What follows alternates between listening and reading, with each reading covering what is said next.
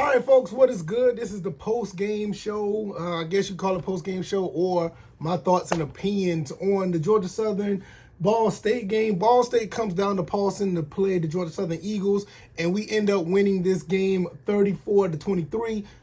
I will say this. This was a fairly solid game overall. I know I was in the Discord with a lot of my Discord buddies, and we had a lot to say. And I get it. It's very frustrating when you don't see us play Georgia Southern football, which I will get to Georgia Southern football in a second.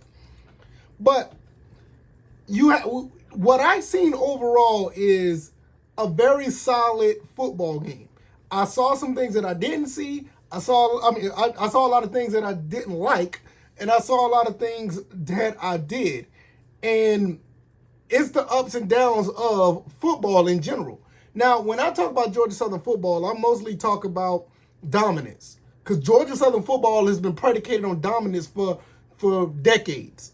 But unfortunately, we didn't see that tonight. And I understand why people were kind of frustrated. But when you see what transpired this entire game, it was a pretty solid win. Kyle Van Treese was 26-42. A little bit too much on the incompletion side, but he threw for 310 and had 2 touchdowns. But one thing important, there was no interceptions. Jalen White didn't play much in the second half, which I was a little worried about that, but he did come in late and had 2 big runs to seal the game. 15-69, 15 carries for 69 yards. O.J. Arnold, you saw a lot of flashes of him. He looked like he's going to be a star. 7 for 38. Gerald Green, 9 for 38 with 1 touchdown. Kyle Van Treese actually ran for a touchdown as well. Now, one thing that really stood out in this game offensively was the passing game. And I know I just talked about a lot of incompletions Kyle Van Treese threw, but when you look at what the receivers did, this was a very, I'll say a quiet game, but a lot of stats was thrown around. Derwin Burgess, 5 catches for 133. Amari Jones had a touchdown, 7 for 94. Caleb Hood, 4 for 39. Bo Johnson had a pretty good catch early in the game, 1 for 15.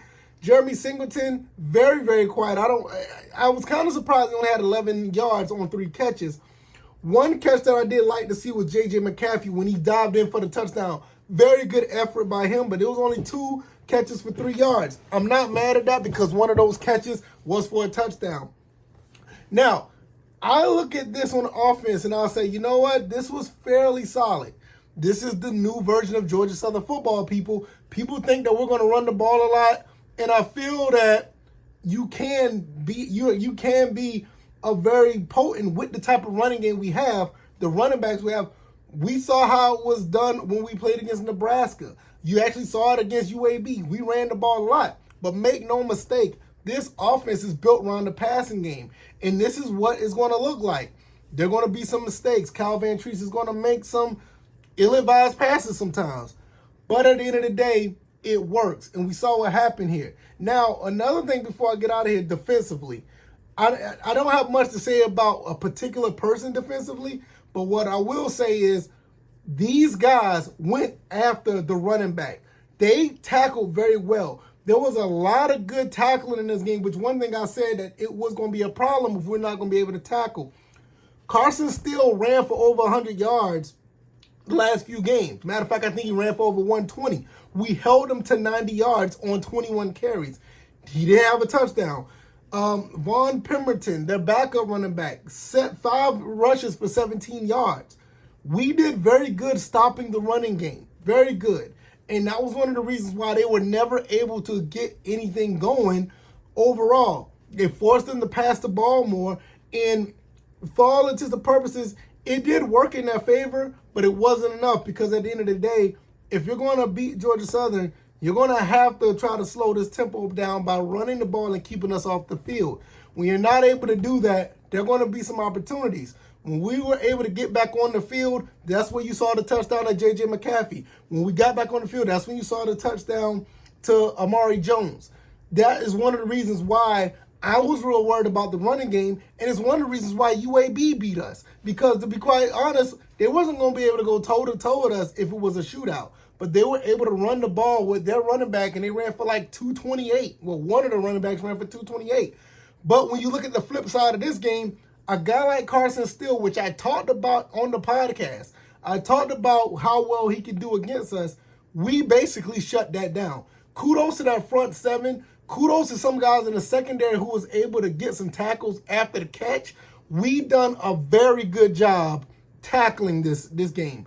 Very good job. I think we had like I want to say between 4 and 6 tackles for loss. I think I counted up to 7 at one point, but I lost count. But I want to be conservative and say 4 to 6 tackles for loss. That was a big deal. And some other tackles was like after first contact. There were a few plays that Carson Steele and others broke away after the first yards after contact. They broke away, but it was few and far between, to the point where they weren't able to do anything with the ball going further downfield. This was a collective effort of a win for Georgia Southern. I think they did pretty good overall. Like I said, I'll talk to some of the guys in Discord, and I understand their frustration. I get it. I get frustrated sometimes as well. This is not dominant football that Georgia Southern is used to. You guys have to understand, we won 6 national titles in the FCS. We came to the Sun Belt, and we won the Sun Belt the first year. Albeit we haven't won it since, but that's another story for another day. We need to get better so we can win Sun Belt titles on the regular. And we're finally starting to see a little bit at 3-1 that we can start playing a little bit more, or we can have a little bit more of a dominant presence on our opponents. Now we're going into conference play. I don't know how dominant it's going to be. It's probably going to be a situation where we're going to be struggling a little bit more than what we saw tonight. But if we pull some things together, I think that we'll be okay in conference play. We are 5 wins away from what my prediction was going to be. I said it was going to be 8-4. And right now, I know some people are still kind of looking at the Sun Belt like, I don't know, we might be struggling. I think we could play a good enough football to play and compete and win some games in the Sun Belt Conference when conference play starts. Yes, I don't think it's going to be as I put it like this. I think it's going to be tougher than what we've seen against Ball State. I think it's going to be tougher. I think it's going to be somewhat similar to what we saw with UAB. I think it's going to be tough like that. But one thing about this is, I'm going to be honest, I don't think the Sun Belt is as dominant of a conference against us than what people make it seem out to be. I will talk about that later on in the week and let you guys know my thoughts about a Coastal or Appalachian State, who just blew a 28-3 lead.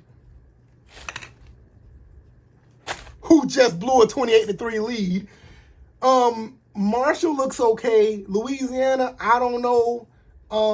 Coastal, yeah. James Madison. I just don't. When you look at how this conference is starting to play out, I think that we're right in the middle of the pack. I don't think that we're behind or above too many of these other teams. So when conference play comes, it's going to be tough because it's conference play, but I don't think it's going to be a situation where we're going to be at the bottom of the barrel. I think that what we've done going through 3-1, going up against a team like Nebraska, playing in a hostile environment like that, going up against a UAB where we can learn some things, and going up against Ball State, who, even though it was a solid win, they tried to test us a little bit. They tried to test us. I think we're going to be fine.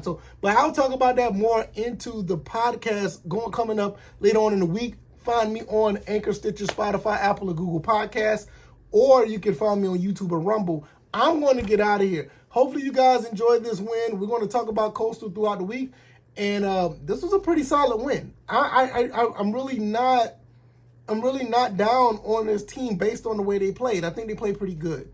So let me know. Oh, one more thing. We didn't turn the ball over. What more can you ask? We played pretty well. We didn't turn the ball over. What more could you ask for? Good bounce back game by Kyle Van Treese. Overall, I wish the completions would go down a little bit. I'm going to get out of here. I could talk all day. All right, y'all. Let me know what you guys think. If you like this commentary, hit the like button. Share this video. Subscribe to the channel if you haven't already. Hell Southern, baby. We are 3-1 going into conference play. A lot better than a lot of people thought. And it's pretty much on course where I said we'll be. I said we were going to lose to UAB, and that's what happened. All right, y'all. We beat Ball State. Going to play Coastal. See y'all on the next one. All right, y'all. Y'all take it easy. Y'all be blessed. Peace.